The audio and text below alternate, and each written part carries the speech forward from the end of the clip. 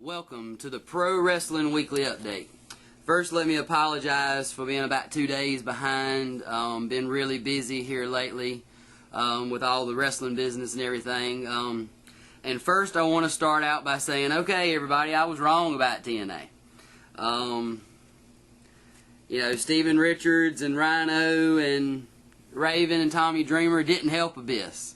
RVD and Anderson and Hardy and Abyss, you know, had a fair four-way match. RVD is still the champ. Don't get me wrong. I'd rather RVD stay the champ. He is the man. He is the whole show. But, you know, I don't understand what's going on. You know, Abyss is talking about they, and then if you watched next week, you know, the week after the pay-per-view. Well, first of all, I get away from the pay-per-view. That was a hell of a tag team match. I give all props out to Motor City Machine Guns and Beer Money. Most of you know Robert Roode is probably one of my favorite in TNA. Excuse me, but that was an awesome match.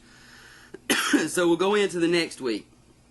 And, you know, Tommy Dreamer and all them showed up, and they were there, and everybody was wondering what was going on, and you get down to the last minute, and Abyss comes out and calls RVD out and talks about they this and they that, and then, you know, all hell breaks loose. But who do they attack? They attack Abyss.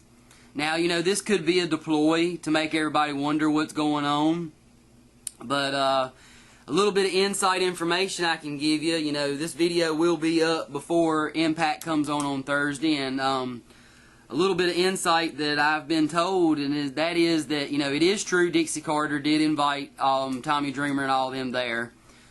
She's going to get on Impact, and I believe she's going to explain it. I don't know that for sure, the full details, but what I do know is that Tommy Dreamer has requested for ECW to be able to give the fans one more night.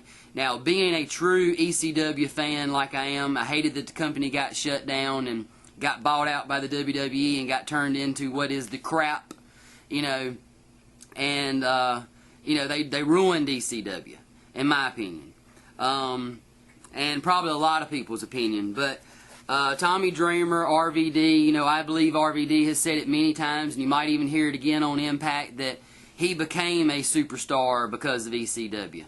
I believe Tommy Dreamer is going to get on there, from what I've heard, and tell everybody what his whole deal is about ECW. But from a good insight, he has asked for one more night.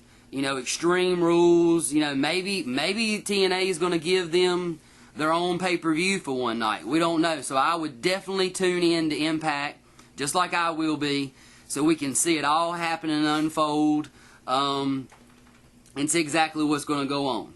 So, you know, I really got to say, what is Abyss talking about? They, you know, they ain't happy and this, that, and the other, you know, so I guess we got to really keep our eyes open for that. There's never really no telling who he's talking about. Well, at this time, I want to take a couple of seconds, and I want to talk about a show that's coming up July the 31st, right here in Eden.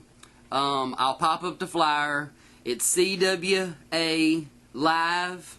It's a free show. What is being billed to look like the main event, the last man standing. You got Justin Cross versus High Risk.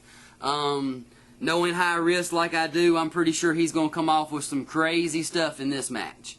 Also, you got two of SCWA's own. You got the Hitman John Evans versus Damian Diamond. Also, other SCWA superstars will be making appearances at this show. Again, this is a free outdoor show. I understand that JT Smooth, member of 3E, will be there. I'm not going to tell you who he's going to face. I think you need to come check this show out. So, all the information's on the flyer. So, if you ain't doing nothing July 31st, or if you are doing something, change your plans. Come see this show. Free. But keep in mind, the promoter has asked me to ask everybody, bring lawn chairs. It is an outdoor show. It will be packed. So bring a lawn chair so you got somewhere to sit. Now,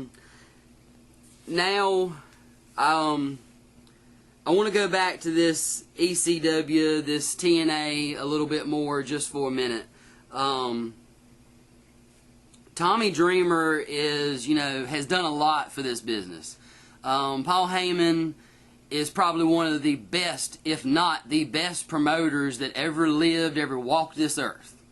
I know there's a lot of rumors about Paul Heyman coming into TNA. I think it possibly could happen. My insights have told me that there is a deal going on, that they have talked to Paul Heyman. But, Paul Heyman's been doing a lot of the MMA, UFC stuff, so really don't know what he really wants to do right now. Vince Russo is a very good writer. A lot of people don't like him, but he has done a lot for TNA. So, I really think if this all unfolds like I think it's going to, with TNA giving Tommy Dreamer and the original ECW guys a one-night only show, I think it will probably be, one of the best TNA pay-per-views in a very long time. Now, TNA this week, you got, I believe, Jeff Hardy and Samoa Joe for the first time ever. I know I'll be watching that match because that's going to be a hell of a match. If you want to, get on TNAWrestling.com. Most of the matches are posted for Impact this week. So, people just understand. I'm going to touch a little bit on what I said in the first episode. If you want to work hard and you want to put your blood, sweat, and tears into this business, you can make it somewhere. And that's something that RVD, Tommy Dreamer, Rhino, Steven Richards, Al Snow, Jeff Hardy, Triple H, John Cena, Undertaker, Shawn Michaels, Ric Flair, the list goes on and on and on. If you want to be that person or someone like that person one day, you're not going to get there without dealing with the politics, like Persephone said in the last episode. The politics are so hard in this business. If you can't deal with it, and let me give you one little insight, before I touch on one more thing. A professional wrestler told me one time, and this is a very good tool for any of you growing up into this business. Take a key and stick it in your brain and turn your brain off. Because when you walk in that locker room, common sense doesn't make any sense. Nothing in this business is common sense. It's not what you think it's going to be. What you think might react on the fans or what the fans are going to react on, is going to more than likely be the opposite. You got to do the unexpected. You got to be ready at all times to put your body on the line, because that's what the fans want.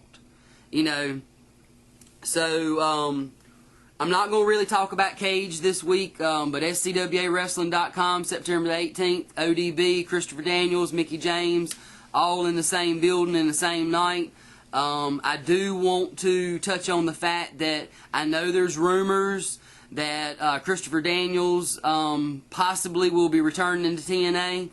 I think it's a great thing if he does return, but that will not change the fact of him being in Wentworth September the 18th. So trust me, if Christopher Daniels does go back to TNA, he is booked for September the 18th, and he will be there to face the current heavyweight SCWA heavyweight champion, which right now is Adam Page. So now I want to go in and I want to talk just for this last couple of seconds about July the 24th. We got the Fatal Futures 4-way corners match. A lot of stipulations. Visit the SCWAWrestling.com message board for all the stipulations. We got the return match. Big Daddy Eric Edwards, Corey Etzel versus Simply Perfect, putting the tag titles on the line.